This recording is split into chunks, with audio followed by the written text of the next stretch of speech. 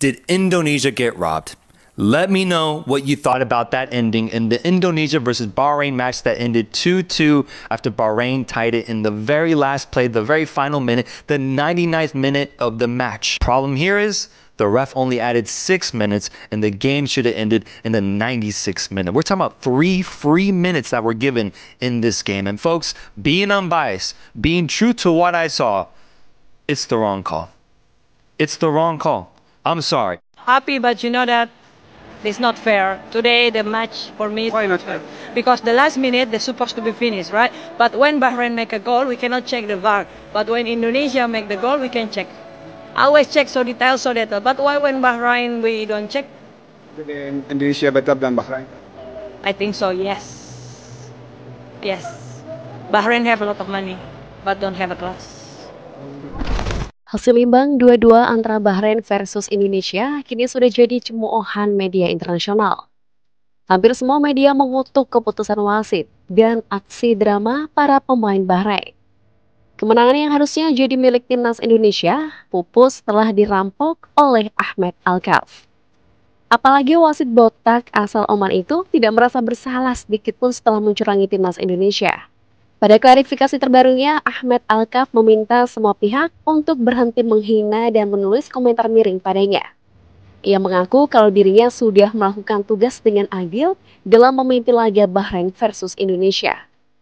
Yeah, that really hurt to watch because 6 minutes never means 6 minutes. First of all, let's be real. There was a yellow card in there. So then you push it to 7, right? You push it to 6.5. You push it to 6:45. To push it to almost 9 minutes? So I see this as borderline criminal from the referee.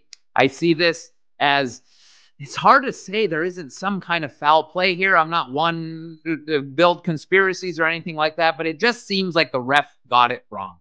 Yeah. Kontroversi yang terjadi di laga Bahrain versus Indonesia telah membuka seluruh mata dunia. Bobroknya kinerja wasit di laga itu membuat semua pihak yakin kalau ini adalah akar dari bobroknya Federasi AFC. Apalagi dunia kini sudah tahu kalau Presiden AFC, Salman bin Ibrahim Al Khalifa, adalah orang Bahrain.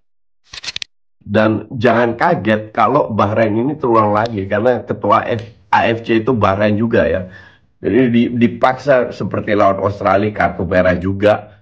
Dengan mereka ya keberuntungan dapat ini, harusnya sekarang mereka kalah, sesimpel itu. Welcome to Arabian Football Comedy. Sebelum Indonesia, Jepang, Korea Selatan, dan Australia sudah lebih dulu merasakan kecurangan tim dari Timur Tengah. Namun mereka menjadikannya sebagai pemicu untuk bangkit lebih kuat. Untuk semua orang di Indonesia, selamat datang di AFC yang sebenarnya. Inilah peluit Timur Tengah yang diterima Jepang setiap saat. Jika Anda bisa menikmatinya, Anda akan menjadi anggota tetap negara-negara peserta Piala Dunia. Ini adalah peluit Timur Tengah yang sudah sering dihadapi Jepang, Korea Selatan, dan Australia. Dan sekarang Indonesia akan lebih sering menghadapinya. Inilah penghalang jalan ke Piala Dunia yang sebenarnya. Jepang, Korea, dan Australia juga tersiksa dengan peluit dari Timur Tengah. Apakah Indonesia sudah menjadi lebih kuat? Jika kita melakukan yang terbaik tanpa menyerah, Indonesia akan tumbuh jadi yang teratas di Asia dalam beberapa tahun. Itulah beberapa komentar dari netizen Jepang dan Korea Selatan sebagai dukungan dan motivasi untuk timnas Indonesia. Sebelum pertandingan, pelatih Jepang juga sudah mengingatkan Indonesia agar hati-hati ketika bertemu Bahrain. Indonesia harus hati-hati dengan kontroversi dan drama timnas Bahrain. Mereka tidak memiliki respek dan suka mencemooh lagu kebangsaan negara lain. Saya ingin Indonesia hati-hati agar bisa mengalahkan mereka, karena saya ingin Indonesia lolos ke Piala Dunia bersama Jepang. Ungkap Hajime Moriyasu dilansir dari media Jepang. Kecurangan Bahrain atas Indonesia sebenarnya hanyalah bagian kecil dari kebobrokan AFC. Jepang dan Korea Selatan sudah mencium adanya praktik mafia semenjak AFC dikuasai Partai Pan Minyak Timur Tengah. Dari sinilah awal munculnya plesetan AFC sebagai Arabian Football Comedy. Petinggi AFC saat ini lebih dari 50% diduduki oleh orang-orang dari Timur Tengah. Mereka menjadikan AFC sebagai sarana mafia untuk memperkaya diri dan menjadikan negara-negara Timur Tengah mendominasi sepak bola Asia. Praktek KKN di sana bahkan lebih ngeri dari apa yang terjadi di sepak bola Indonesia. Jika negara-negara Timur Tengah menghadapi tim dari Asia bagian lainnya, maka mereka akan menunjuk wasit dari Timur Tengah sebagai pemimpin pertandingannya. Mau seprofesional apapun wasitnya, dia akan lebih memihak kaumnya daripada kaum dari rumpun bangsa lain. Kali-kali gue bilang, udah bertahun-tahun, bukan berkali-kali, bertahun-tahun gue bilang, AFC ini gak jelas. Gak jelas tuh banyak KKN-nya di dalam. Lu kalau lawan negara Arab, harusnya lu gak pasang wasit Arab. Karena kalau kita dapat wasit Arab, ketemu negara 95% kita dicurangin.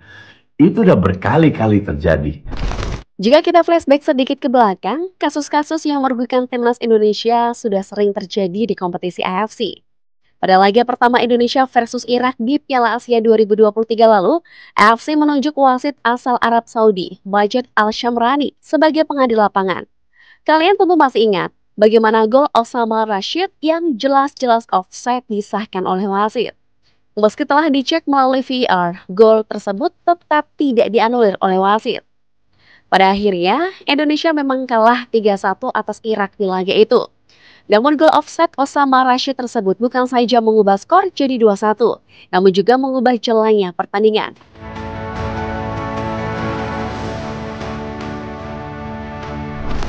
Pada September lalu, di laga pertama kualifikasi Piala Dunia Round 3, Adam Mahmed menjadi pengadil lapangan di laga antara Arab Saudi versus Indonesia. Wasit asal Yordania itu kerap membuat keputusan yang lebih menguntungkan Arab Saudi. Pada ujung babak kedua, wasit memberikan voucher penalti pada Arab Saudi. Namun beruntung, Martin Paes berhasil mementahkan penalti Salam Al-Dawsari yang membuat Saudi gagal meraih kemenangan. Di penghujung laga, wasit juga hampir lupa meniup peluitnya, meski waktu injury time sudah melewati waktu yang ditentukan. Wasit tidak mengakhiri laga karena Saudi masih dalam posisi menyerang. Namun ketika Indonesia mendapatkan momentum untuk melakukan serangan balik, wasit buru-buru meniup peluit tanda berakhirnya laga. Ketika timnas Indonesia sudah jadi sasaran kecurangan tim-tim dari Timur Tengah, itu artinya Garuda sudah dianggap sebagai ancaman serius di AFC. Mereka sepertinya tidak ingin kuota tambahan ke Piala Dunia, lepas dari genggaman tangan mereka. Namun meski begitu, timnas Indonesia tidak boleh menyerah begitu saja. Garuda harus mempersiapkan mental yang lebih kuat demi menulis sendiri sejarah manis di tiap perjalanannya. Indonesia harus belajar dari Jepang dan Korea Selatan. Meski terus-menerus dizolimi negara-negara Jazirah Arab, mereka tetap bangkit hingga tidak bisa lagi dihentikan dengan kecurangan. Seperti kata pepatah, semakin tinggi pohon, maka semakin kencang pula angin meniupnya.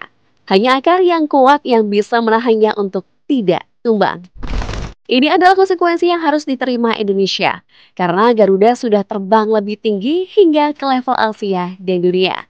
Indonesia harus memperkuat mental dan semangat juang agar tidak mudah ditumbangkan kecurangan yang sudah menanti di depan. Timnas Indonesia harus terbiasa menghadapi kecurangan karena level Garuda sudah Asia dan dunia.